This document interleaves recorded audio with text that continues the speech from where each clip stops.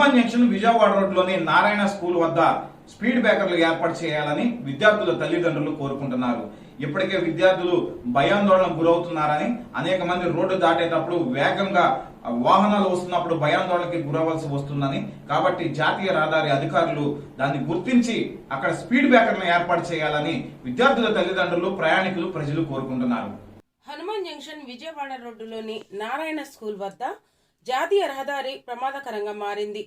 జాతీయ రహదారిపై speed breakers లేకపోవడం వలన ప్రమాదాలు ఎక్కువగా సంభవిస్తున్నాయని ప్రయాణికులు, విద్యార్థుల తల్లిదండ్రులు ఆవేదన వ్యక్తం చేస్తున్నారు.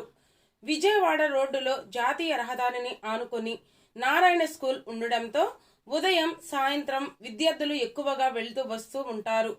ఆ సమయంలో వాహనాలు వేగంగా రావడంతో ప్రమాదాలు జరిగే అవకాశాలు ఎక్కువగా ఉన్నాయని విద్యార్థుల తల్లిదండ్రులు భయాందోళనకు గురవుతున్నారు.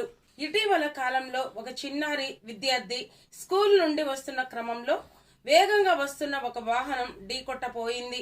వాహన డ్రైవర్ తెలివిగా వ్యవహరించి వాహనం తప్పించి బ్రేక్ వేయడంతో ఆ ప్రమాదం త్రుటిలో తప్పింది. అది చూసిన స్థానికులు ఊపిరి పీల్చుకున్నారు.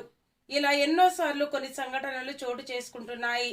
విద్యార్థులు రోడ్డు దాటే క్రమంలో ప్రమాదాలు జరిగే అవకాశాలు ఉన్నాయి కనుక జాతీయ రహదారి అధికారులు ఈ విషయాన్ని గమనించి హనుమాన్ జంక్షన్ విజయవాడ రోడ్డులోని నారాయణ స్కూల్ వద్ద జాతీయ రహదారిపై స్పీడ్ బ్రేకర్లు ఏర్పాటు చేయాలని ప్రయాణికులు, స్థానికులు, విద్యార్థుల తల్లిదండ్రులు కోరుకుంటున్నారు.